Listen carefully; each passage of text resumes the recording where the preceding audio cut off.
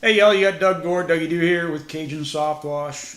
Signs, signs everywhere, the signs blocking up the scenery, breaking my mind. Do this, don't do that, can't you read the signs? Papa, you should be my drummer, man. I'm awesome, right? Wasn't that good? No. Okay. Hey, so signs, obviously. I want to talk about signs. Again, hopefully this isn't going to get too long for y'all, but it is a rainy, cold day here in South Louisiana, and I got nothing better to do. Actually, I got lots to do. Where to put them, where not to put them, pluses, minuses, that kind of thing. The Dougie Doo view. So first, I think it's important to always be respectful. Okay, so I'm going to touch on a little bit of the respect fact or factor in where you place your signs. Secondly, is you have to know that there are a lot of ordinances out there that prevent or forbid or set you up for fines if you put out signs. One of the ways to know if there's I guess I'll say regulation against it.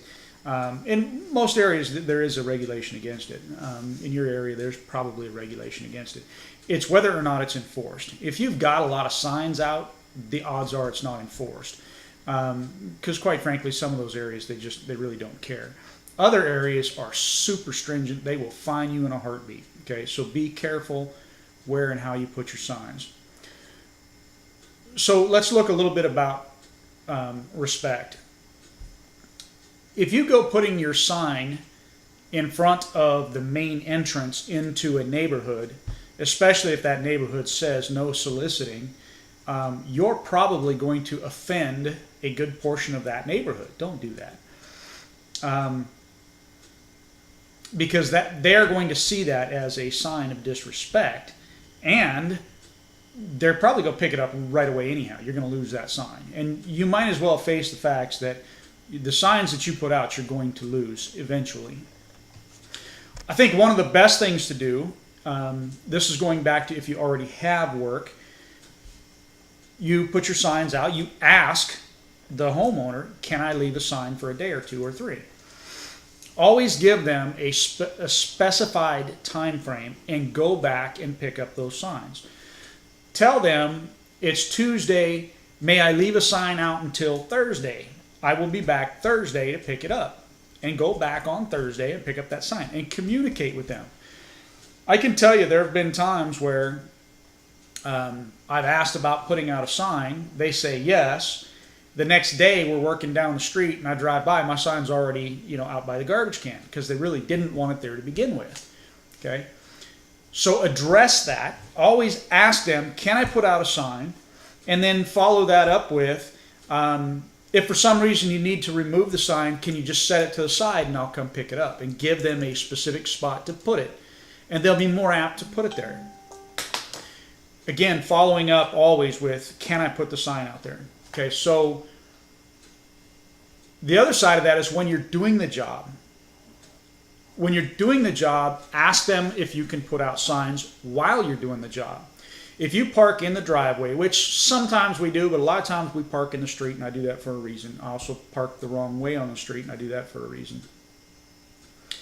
But if you back into the driveway, or pull into the driveway, whatever, why not put 6 signs in the yard? Ask them if you can do it, but put 6 signs in the yard and let them know that, hey, those are just simply temporary while we're here doing the job. That's it. Okay, we're going to pick them up as soon as we're done.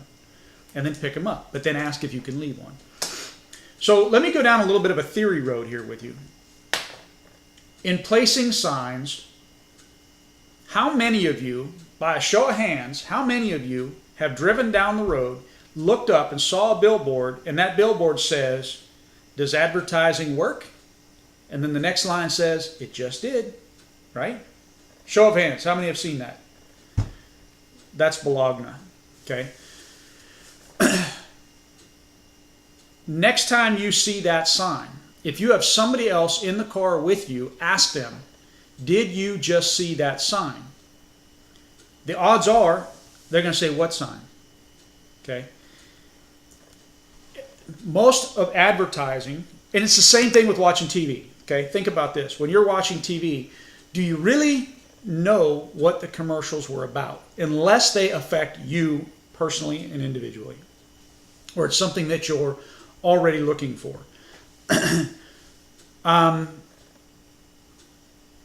So when you see that billboard, okay, ask anybody in the car with you, did you notice that sign? You're going to be surprised at overwhelmingly how many times they say, no, what sign? What are you talking about? Because you're looking for that. In the back of your mind, you don't realize it, but you're thinking advertising. Boom, that word advertising, your eye catches it, and then your brain sucks it in. I should have been a psychologist, right? So you see something that you didn't see, your brain catches it. I have a point to this. When you're driving down the road, especially you as the driver, you notice less of the sideline things. As a passenger in the car, you'll start noticing things that you didn't notice that were there before. You ever see, oh, I didn't know that house was there. Oh, I didn't know that was there. Oh, I didn't know that was there. As a passenger, your brain is going to pick up things that are new or different. So here's part of that point in these signs. When you place a sign, leaving it there for a long period of time, if it stays there for a long period of time, which generally they don't, it's going to become something that's already there. They're not going to see it anymore. The odds are when they see it, it's going to be within that first 2 or 3 days. After that, it becomes repetitive and they don't see it anymore, even though it's still right there. Okay, that's why the colored signs work a lot better, is because the brain will pick them up and see that color and make you look, right? That's why our wraps are an annoying color, if you will. They're lime green, green. And I don't put much on it, okay? It's meant to just grab you, give you what you need, and move on. So when you're putting out your signs, keep that in mind, that leaving it there for a long period of time doesn't really work anyhow. So picking up your signs and moving them. All right, so now where do you actually put those signs? If you can't put them at the entrance to a little community, then where do you put them? That's not saying you can't put them down the road from that entrance, because you're still going to get those people. You just need to go on both sides and down the road a ways to make sure that you capture those people. Think about this too. When people are going to work, the traffic is always all backed up in one location. Okay, if you're in a larger area especially, it's always backed up because everybody is going to work at the same time. That's when they're driving their slowest. Okay, the same works in reverse when they're coming back home. So why not on the way to jobs in the morning? That's when you put out your signs where that heavy traffic is. Okay, on your way back home, pick up those signs and move them to the opposite side of the road where people are now going home. Okay? You're doubling their vision because now it's something that isn't normally there. And the odds are if you leave it there, it's going to get picked up. But that would be the most effective way, is to put it at the major intersections and in the main drag areas. Here in the Baton Rouge area, we've got a really busy highway area that is... you can pull over the side of the road everywhere. Not an interstate, but a highway. It's called Airline Highway. 40 billion people drive down that road every single day, and it's bumper to bumper for the most part.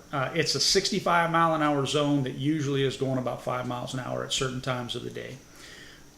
That's where I used to put my signs, and I got a lot of calls. Okay, and I would rotate them back and forth, opposite ends of the highway, because going there, a lot of people. Coming back, a lot of people. And then you lose the signs, but you've already had 50,000 people drive past them. So that's good places for signs.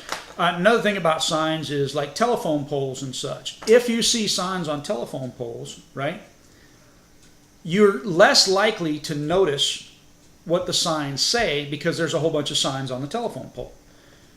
But what you are going to notice is the colored sign. That's number one. Number two, you're going to notice a sign that is maybe way up there. You'll be like, what? What? Okay. You're going to notice something that is different than everything else. So I encourage you to get your signs up higher than everybody else's. Put a spread up there.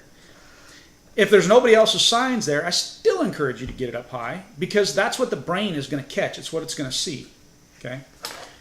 Also, it helps prevent competitors from taking your signs down because they're harder to reach. I actually put a piece of 1x on the top and bottom of my signs. I screw it to the sign or staple it to the sign, and then I screw the sign to the post or to the tree, whatever it is, because it's really hard to get down.